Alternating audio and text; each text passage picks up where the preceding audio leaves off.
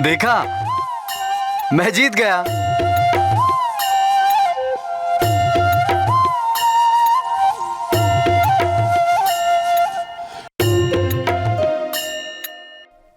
देखा, मैंने कहा था ना कि मैं ही जीतूंगा।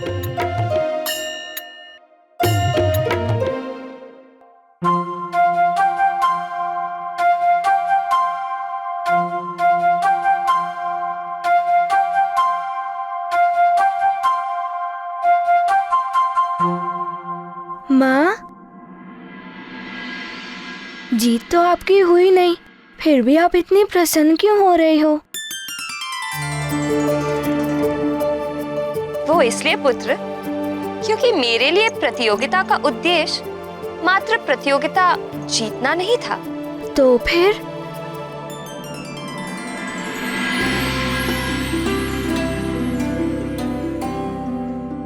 इस प्रतियोगिता में भाग लेने से मुझे मेरे अपनों के साथ सुखद समय व्यतीत करने का अवसर मिला और उसी से मेरा मन इतना प्रसन्न हो रहा है।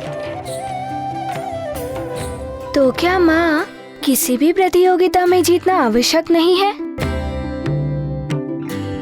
प्रतियोगिता में जीतना अति आवश्यक है पुत्र, किंतु उससे भी अधिक आवश्यक है प्रतियोगिता में अपना सर्वश्रेष्ठ प्रदर्शन करने की इच्छा शक्ति, जिसके लिए हमें भरपूर परिश्रम करना चाहिए। और फिर यदि प्रतियोगिता में जीत गए तो अति उत्तम, किंतु यदि किसी कारणवश हार का सामना करना पड़ जाए तो हौसला नहीं खोना चाहिए।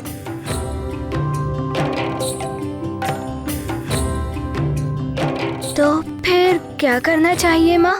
हमें उस हार से शिक्षा लेकर अपनी कमियों को दूर करने का अथक प्रयास करना चाहिए और पुनः दुगने उत्साह के साथ खेल के मैदान में उतरकर प्रतियोगिता में जीत कर दिखाना चाहिए। और हाँ, हमें ना तो कभी अपने विजय का अहंकार करना चाहिए और ना ही अपने हार के सामने हार माननी चाहिए। तो अब बताओ, कल प्रतियोगिता में जाकर क्या करोगे? मारुति कल प्रतियोगिता में सर्वश्रेष्ठ प्रदर्शन भी करेगा और खेल का आनंद भी उठाएगा।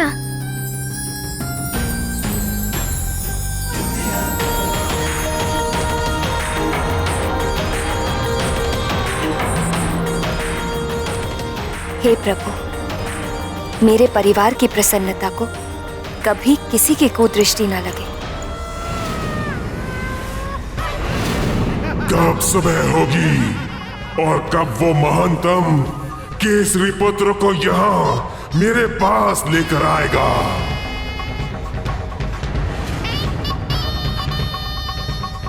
आजा केसरी नंदन, मेरे आनंद धन।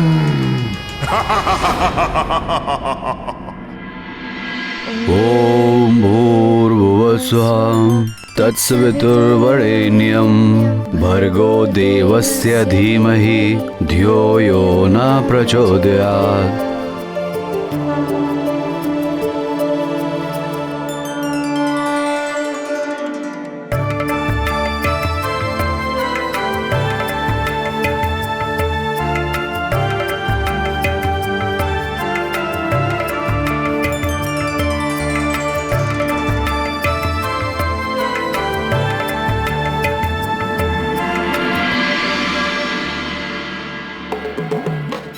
स्मरण है ना सखा?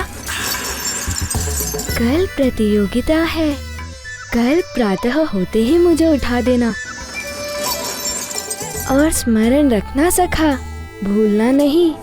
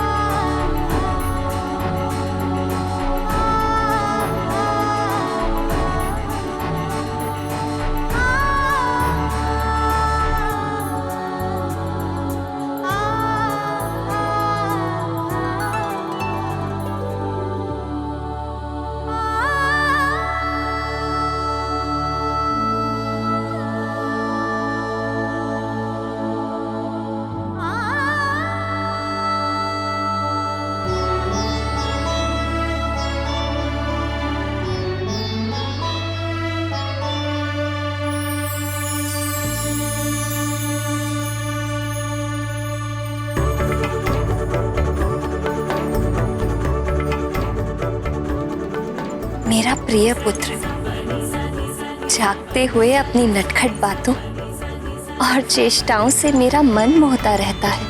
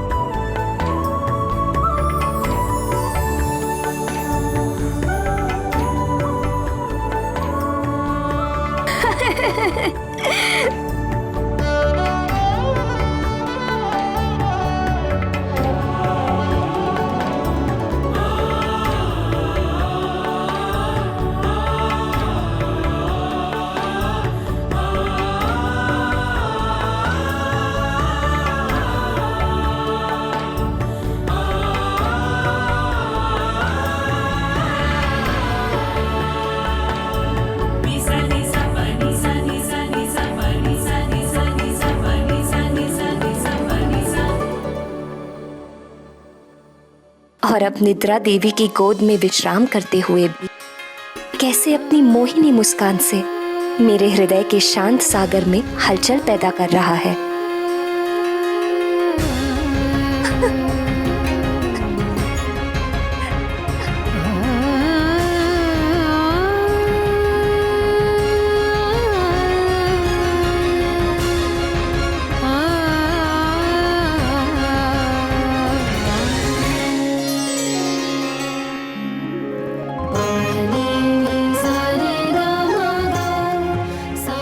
क्या हुआ प्रिय?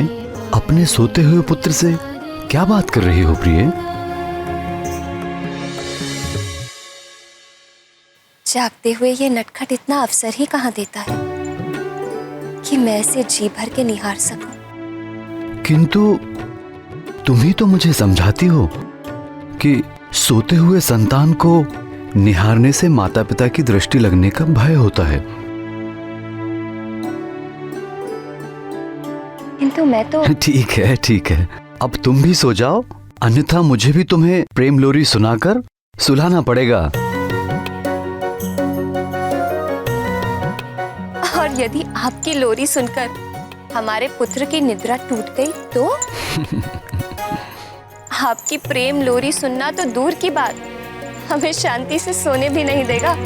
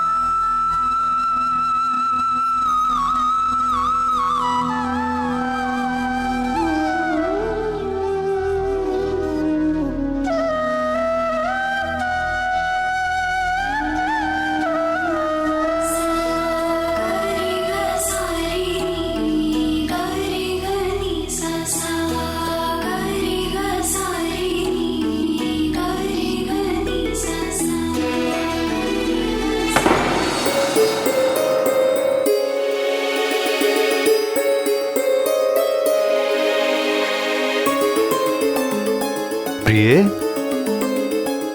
अंजने, ये विचित्र ध्वनि कैसी? अंजना भी कक्ष में नहीं है, कहां चली गई?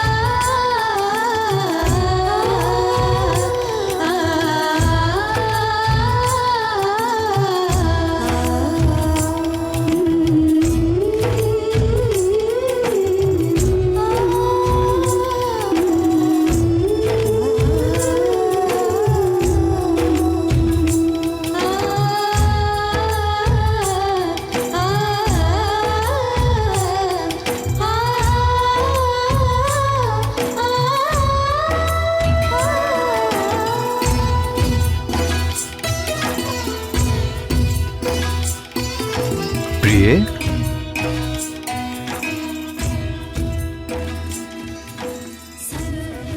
अर्धरात्रि में ऐसा क्या आवश्यक कार्य आ गया प्रिय, जो हम पिता पुत्र को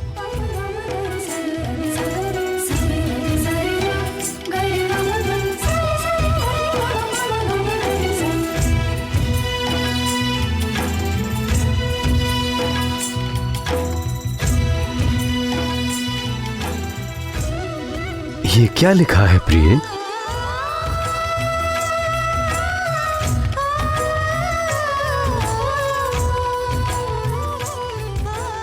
ये मेरी उन कामनाओं की सूची है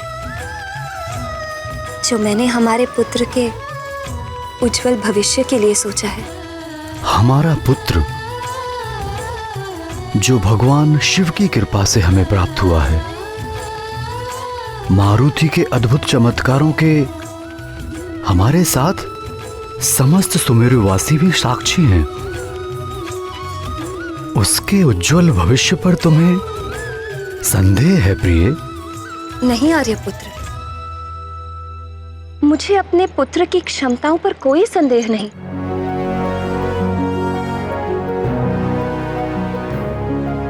किंतु मैं एक मां के हृदय को कैसे समझाऊं? देखूं तो क्या लिखा है तुमने?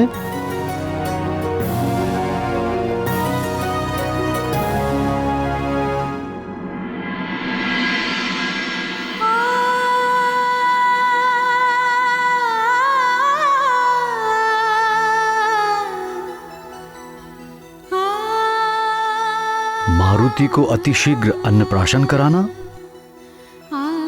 और उसे उसका प्रिय फल सेब अवश्य खिलाना।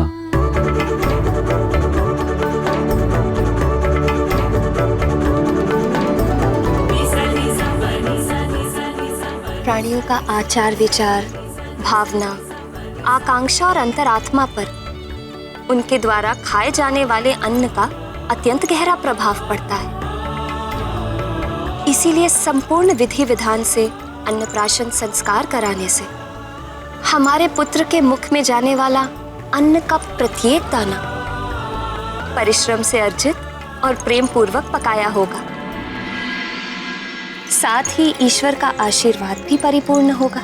मारुति के लिए तुम्हारी कामनाएं प्रशंसा योग्य हैं, किंतु ये उसके बीच में सेब कहां से आ गया? क्या आपको स्मरण नहीं आर्यपुत्र? जन्म के दूसरे दिन ही मारुति सेब को देखकर कितना उतावला हो गया था।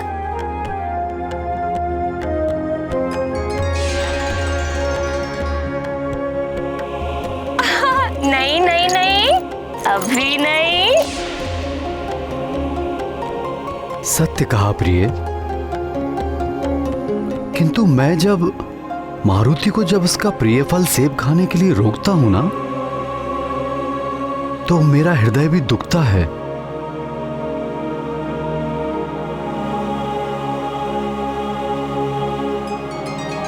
मारुति का उपनयन संस्कार करवाना। हाँ, शास्त्रों में विदित है, शिशु का पहला जन्म मां के गर्भ से होता है और दूसरा जन्म यज्ञोपवीत धारण करने के पश्चात। मां के गर्भ से जन्म लेने के उपरांत पूर्व जन्मों के संस्कारों का प्रभाव शेष रहता है। यज्ञोपवीत संस्कार शिशु के अच्छे संस्कारों के प्रभाव को स्थायी करने में सहायता करता है और ये संतान के लिए अत्यंत शुभ होता है। यज्ञोपवीत संस्कार के उपरांत ही संतान शिक्षा ग्रहण करने के योग्य बनती है।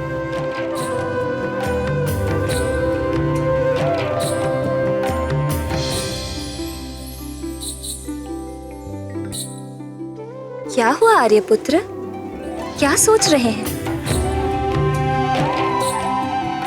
मैं सोच रहा हूं कि पिता होने के नाते मैं अपने पुत्र के बारे में ये सब क्यों नहीं सोच पाया।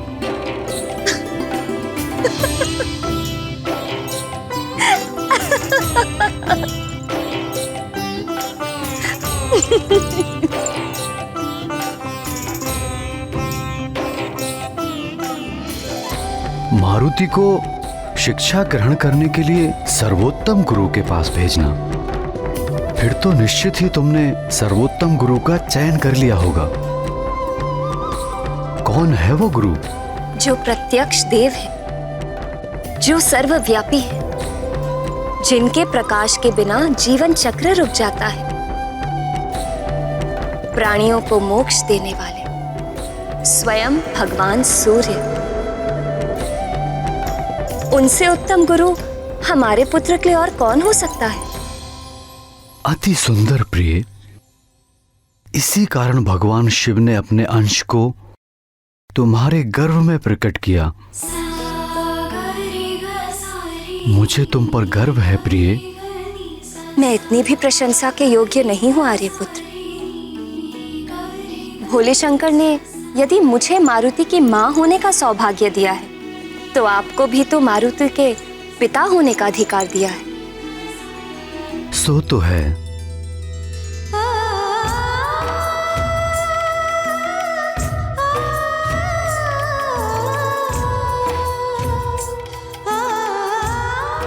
मारुति को भगवान विष्णु के अवतारों और श्री राम की कथा सुनाना, ताकि बाल्यावस्था से ही मारुति की ईश्वर भक्ति के प्रति रुचि जागे। भगवान विष्णु की कथा तो ठीक है, परंतु श्री राम की कथा? स्मरण कीजिए, गौरी और उनकी गैया ने राम नाम से संबंधित प्रश्न के उपरांत हमें क्या बताया था? भगवान भोलेनाथ की इच्छानुसार तुम्हारे पुत्र का जन्म विष्णु अवतार श्री राम की सहायता के लिए हुआ है। युवराज का जन्म तो बड़े बड़े कार्य करने के लिए हुआ है। इनके चमत्कारी कर्तव्यों पर तो सारा संसार चकित और मोहित रह जाएगा। किंतु प्रिय, क्या तुम्हें ज्ञात है कि श्री राम कौन है और उनकी कथा क्या है? हमारे पुत्र के उज्जवल और मंगलमय भविष्य के लिए हमें इस प्रश्न का उत्तर ढूंढना होगा कि श्री राम कौन है, राम कहाँ है, राम कहाँ है, राम कहाँ है?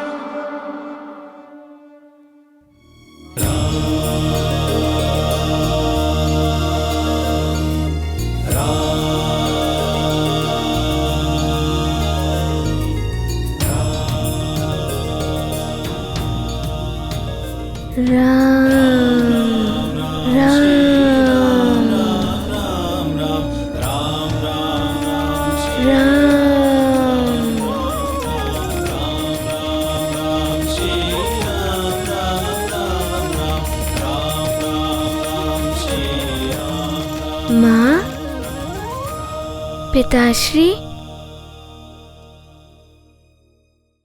हमारे पुत्र के लिए तुम्हारी पांचवी कामना क्या है प्रिय?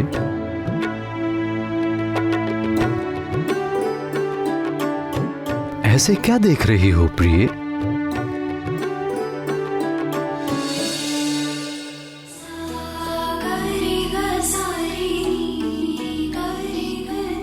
मेरी पांचवी कामना ये है आर्यपुत्र कि जैसे आपने मुझे अपनी अर्धांगिनी स्वीकार कर मुझे मारुति की मां बनने का सौभाग्य प्रदान किया,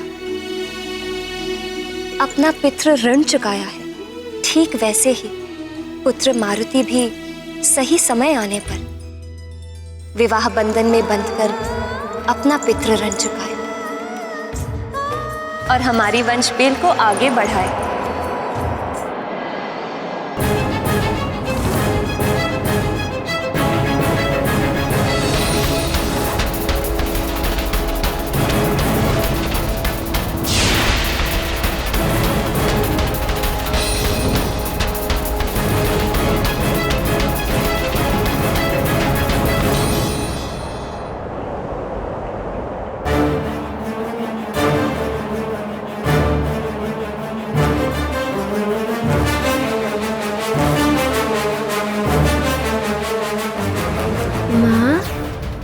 पिताश्री।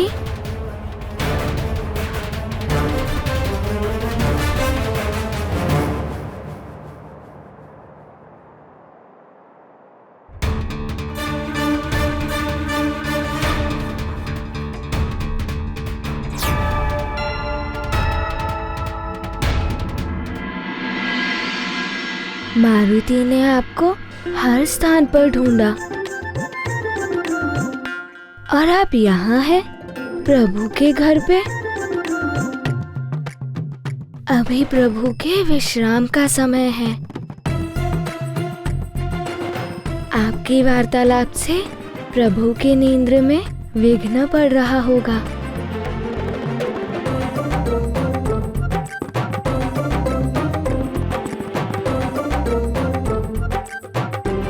चलिए ना माँ, आपके यहाँ रहने से प्रभु की और मारुति की निद्रा में विघ्न पड़ रहा है।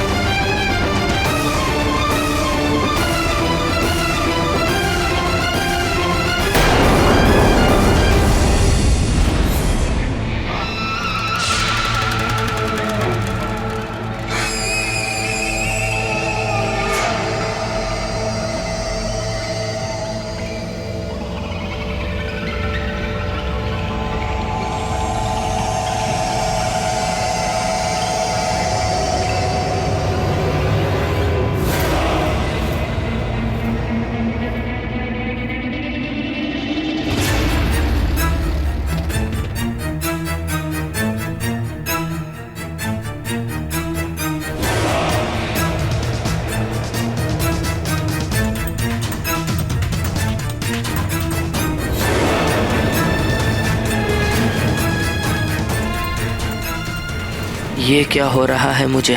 कहीं मैं सचमुच धर्म के मार्ग से भटक तो नहीं गया? माता, माता।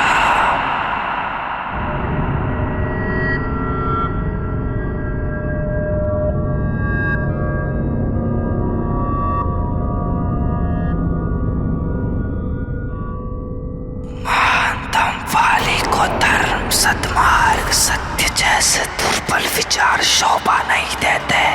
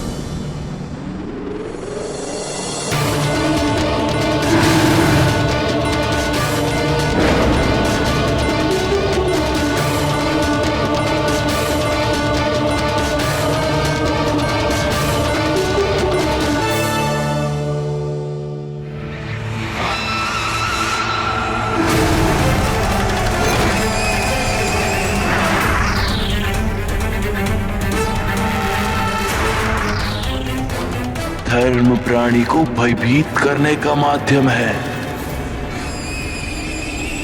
सद्मार्ग की खोज वो करते हैं जिनके जीवन में कोई महान लक्ष्य नहीं होता। सत्य की बैसाखी का सहारा वो लेते हैं जिन्हें अपने बाहुबल पर विश्वास नहीं होता। महानतम वाले जिस मार्ग पर चल रहे थे वही मार्ग उसके लिए श्रेष्ठ है।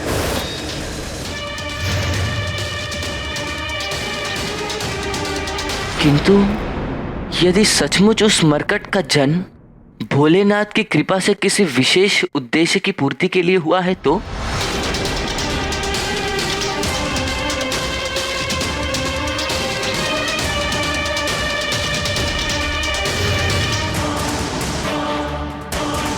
इस संसार में प्रत्येक जीव किसी न किसी उद्देश्य की पूर्ति के लिए ही जन्म लेता है। तुम्हारे जीवन का भी एक उद्देश्य है।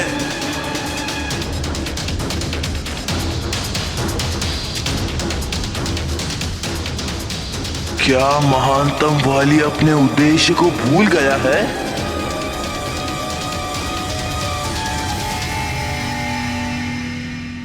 स्मरण करो,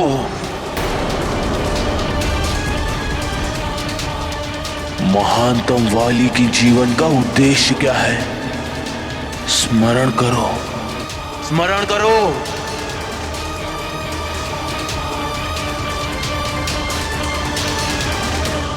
इस समग्र विश्व का कोई भी योद्धा मेरी टक्कर का नहीं है, और हाँ, ये मेरी चुनौती है।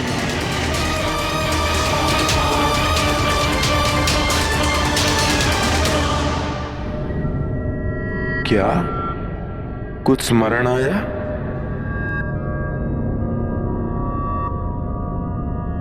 सर्वश्रेष्ठ योद्धा वाली, महानतम योद्धा वाली, कभी किसी से पराजित ना होने वाला वाली।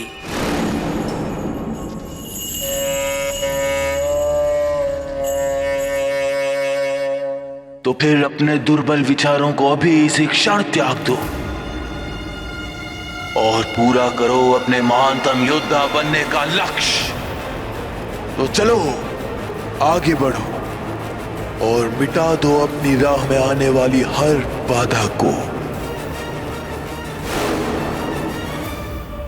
मैं महानतम था, मैं महानतम हूं और मैं महानतम रहूंगा, और संसार सदा मुझे इसी नाम से जानेगा। मैं महानतम, महानतम वाली।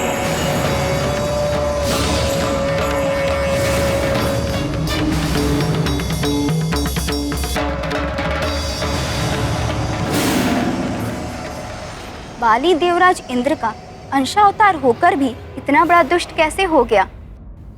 पर किष्किंधा नरेश ऋक्षराज से वाली और सुग्रीव का क्या संबंध है? और वे दोनों भाई कैसे हुए?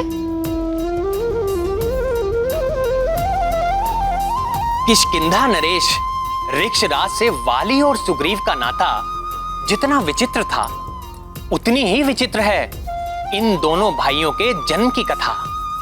वस्तुतः ऋक्षराज ब्रह्मदेव के मानस पुत्रों में से एक है। विवाह के कई वर्ष व्यतीत होने के पश्चात भी जब ऋक्षराज और उनकी पत्नी बिरजा को संतान सुख की प्राप्ति नहीं हुई, तब शोक से भरे ऋक्षराज को ब्रह्मदेव ने अपने द्वारा प्राप्त एक अद्भुत झील के विषय में बताते हुए कहा कि हिमालय के उत्तर में मेरे द्वारा वरदान प्राप्त एक अद्भुत झील है। उस झील की विशेषता यह है कि उसमें अपना प्रतिबिंब देखकर जो भी इच्छा की जाए तो अवश्य वो इच्छा तत्क्षण पूरी हो जाती है, किंतु स्मरण रहे भूलकर भी उस झील के जल का स्पर्श नहीं करें। मुझे भी सूर्य देव और इंद्रदेव जैसे प्रतापी पुत्रों की प्राप्ति हो।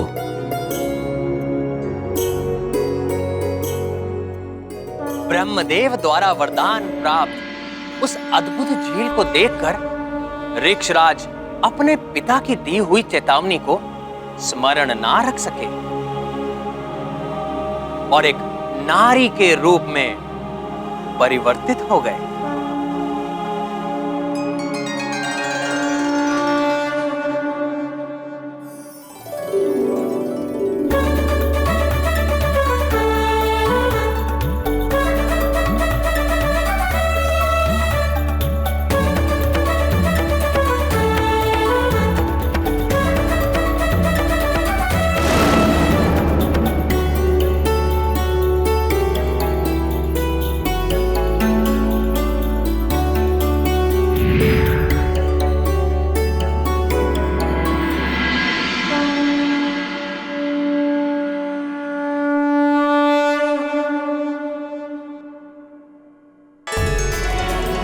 मैं इंद्रदेव,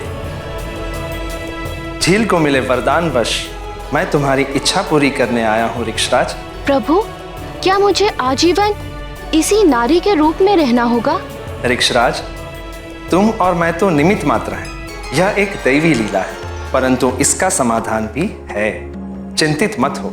अपनी इच्छा पूर्ति के पश्चात पूर्णमासी के दिन इस झील के जल को पुनः छूने से तुम्हें अपने वास्तविक रूप की प्राप्ति हो जाएगी। अब तुम अपना हाथ आगे बढ़ाओ।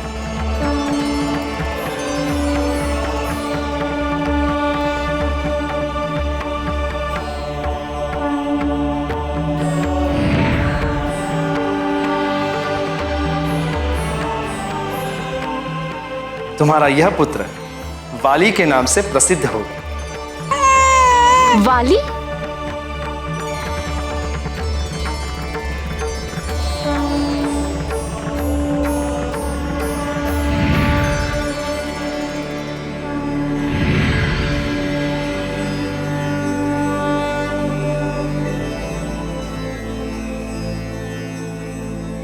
अभी तो तुम्हारी अर्ध इच्छा ही पूरी हुई। मैं सूर्यदेव तुम्हारी इच्छा पूर्ति हेतु प्रस्तुत हूँ। झील में देखकर तुमने मेरे जैसा तेजस्वी पुत्र पाने की कामना की थी। अपने हाथ आगे बढ़ा।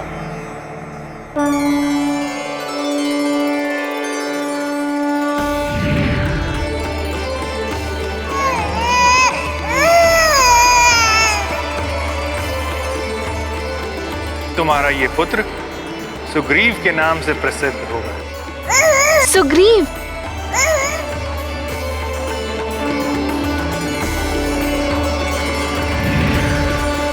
वाली तो देवराज इंद्र के पुत्र थे, तो देवराज अपने पुत्र को समझाते क्यों नहीं? माता पिता का कर्तव्य होता है अपनी संतान के लालन पालन में किसी भी प्रकार की कमी ना होने दे। अच्छी शिक्षा दीक्षा, अच्छा आचार विचार, अच्छा आहार व्यवहार, ये सब माता पिता का उत्तरदायित्व है। परंतु संतान अपने कर्म के लिए स्वयं उत्तरदायी होती है।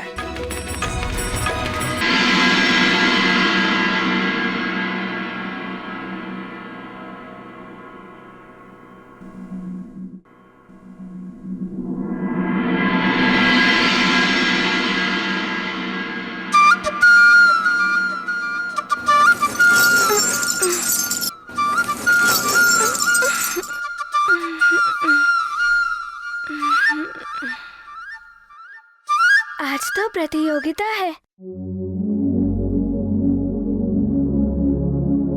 कराग्रे वस्ते लक्ष्मी, करमध्ये सरस्वती, करमूले स्थितो महागौरी, प्रभाते करदर्शनम्।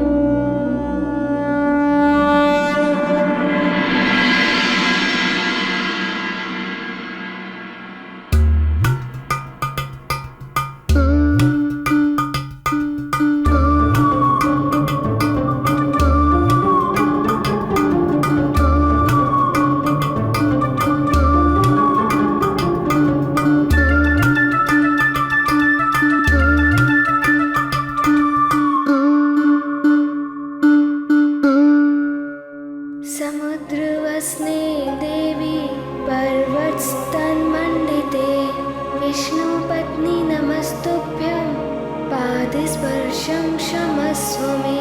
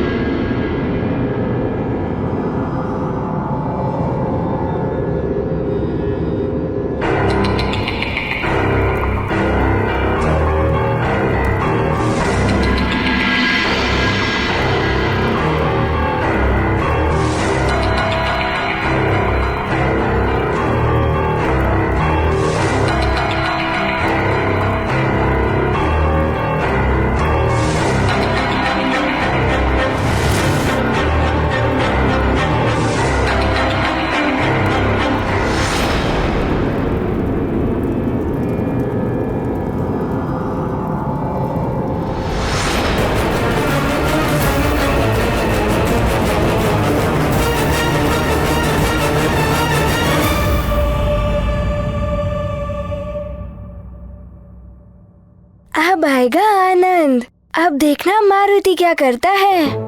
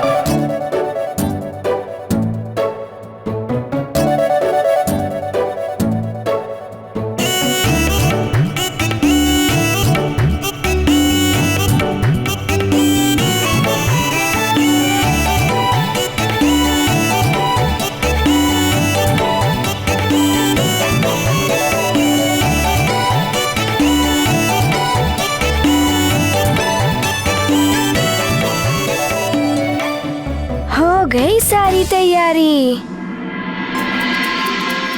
अब लगाऊंगा उपटन, बहुत आनंद आएगा।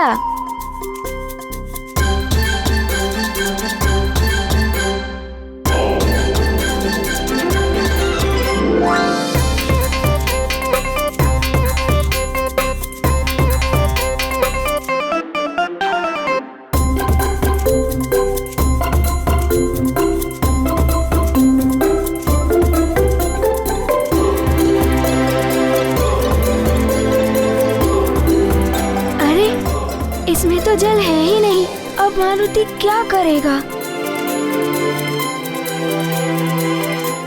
मारुति को तो भरने के पश्चात अत्यंत विलंब हो जाएगा।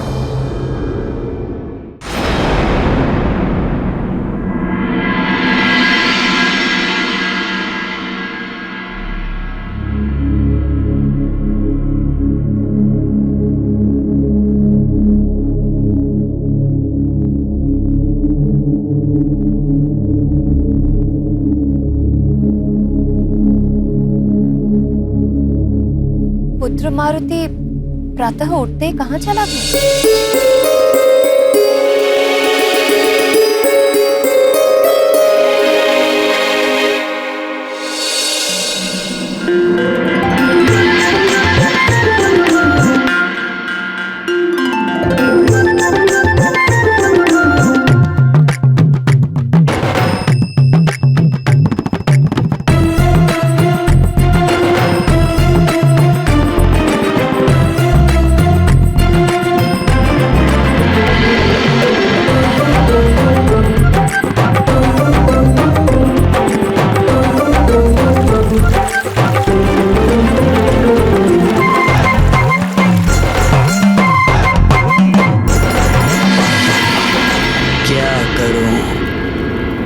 मुझ महानतम वाली के उद्देश्य की पूर्ति के लिए कौन सा शस्त्र श्रेष्ठ रहेगा?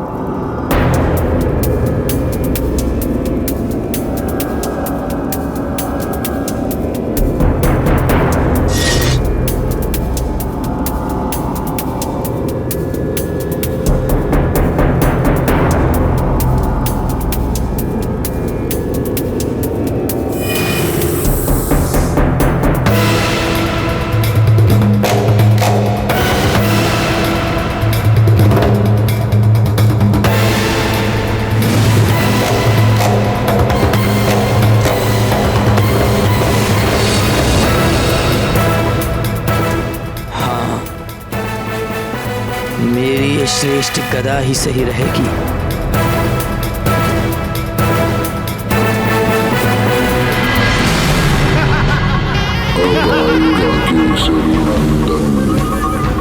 मेरी अमोघ